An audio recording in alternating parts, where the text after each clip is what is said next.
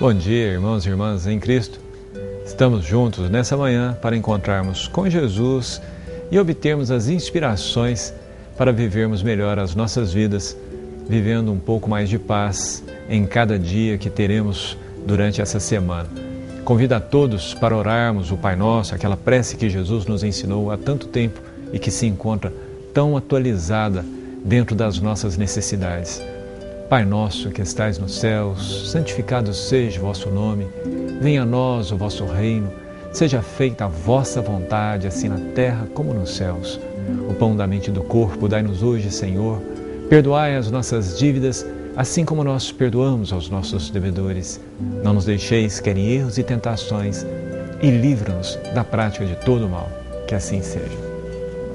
Hoje, nós vamos pegar aquele trechinho em que um jovem procura Jesus e pergunta para ele: Bom mestre, o que preciso fazer para entrar na vida eterna, para ganhar essa vida que eu tenho estudado, tenho lido, tenho ouvido os grandes mestres falarem? Jesus pergunta de volta para ele: O que é que está escrito na lei? O que lês nela? Jesus, nessa hora, ele foca bem a atenção do jovem para mostrar que o fundamento não gasta uma grande inteligência, não gasta um desenvolvimento intelectual para poder entender. É letra mesmo.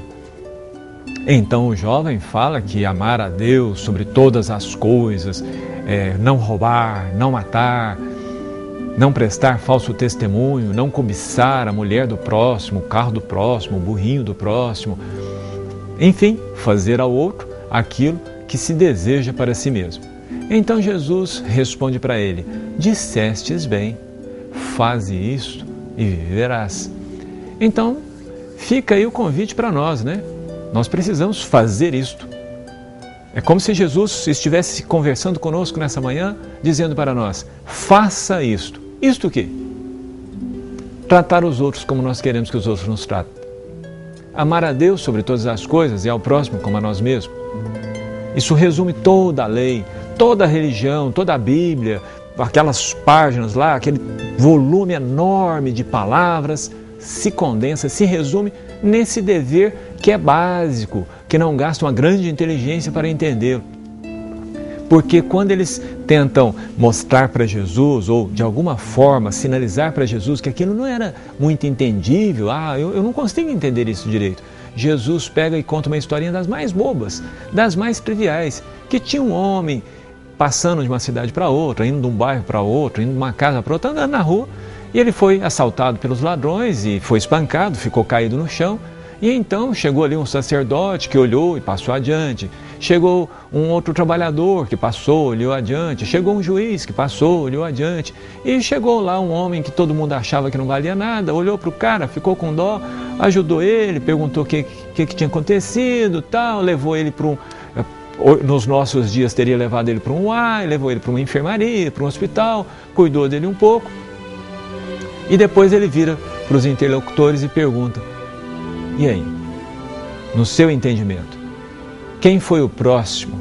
Quem agiu para com esse que estava caído de acordo com o que recomenda a lei? E todos respondem de uma maneira automática, de uma maneira muito clara: aquele que usou de misericórdia para com a pessoa que estava necessitada. Pois é, essa é a lei, é isso que nós devemos fazer. Às vezes a gente fica muito na teoria. Estudar é muito importante. Nós conversávamos no programa passado que nós precisamos estudar o Evangelho. Para poder chamar Jesus de mestre, nós precisamos pelo menos conhecer o que ele falou, conhecer as suas histórias, conhecer os seus ensinos, porque como é que eu posso ser discípulo de alguém que eu nem sei o que a pessoa fala, o que ela pensa? Mas não é suficiente. Isso é só um passo. Como diria o Espírito da Verdade, nós precisamos de duas asas: a asa do conhecimento e a asa do amor.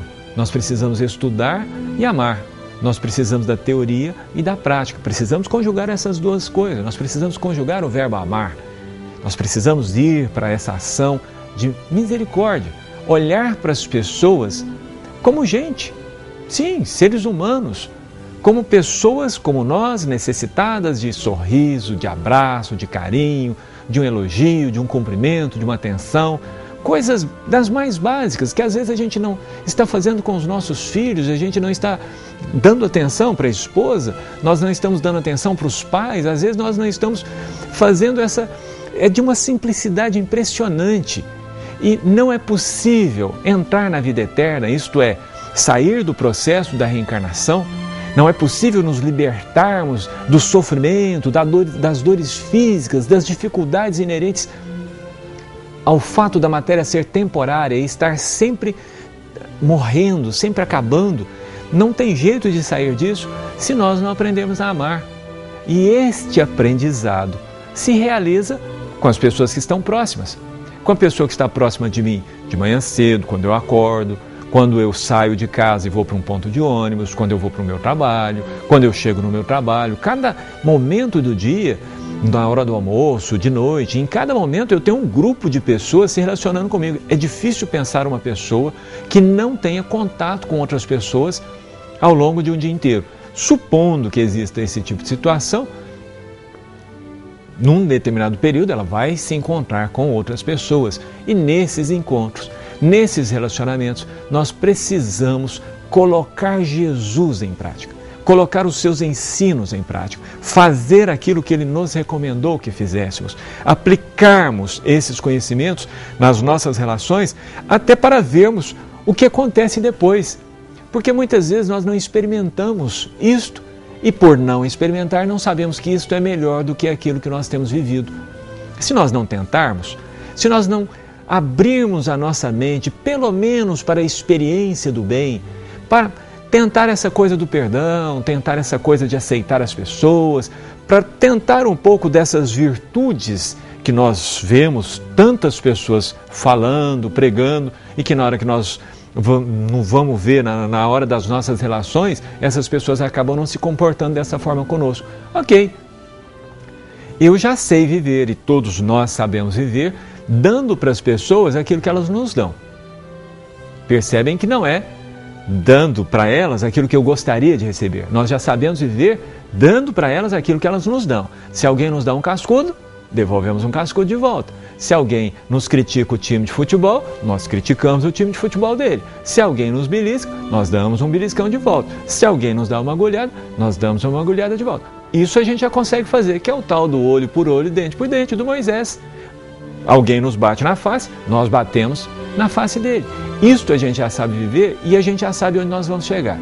Nós já conhecemos todas as consequências desse tipo de ação. Que tal experimentarmos a receita do Cristo? Que tal experimentarmos essa nova modalidade de vivência? Quem sabe não encontraremos nessas experiências a paz que tanto nos falta. Nosso programa chega mais uma vez ao final. Agradeço a participação de todos vocês e convido para orarmos de novo, para juntarmos os nossos sentimentos, pedirmos a Deus, aos bons espíritos, aos seus mensageiros de luz, que derramem essa luz sobre toda a nossa cidade, sobre todas as pessoas que convivem conosco, sobre os nossos familiares, sobre os nossos patrões, sobre os nossos administradores, sobre os prefeitos, governadores, presidentes, sobre todas as pessoas que nos cercam, sobre os trabalhadores da Rede Integração, seus diretores, suas famílias, nossas famílias, sobre as prisões, sobre os asilos, sobre os hospitais, que todos esses corações sintam a alegria de fazer o bem, experimentem essa alegria, inspirados por esses bons espíritos que nos amparam. Que assim seja. Tenham uma excelente semana.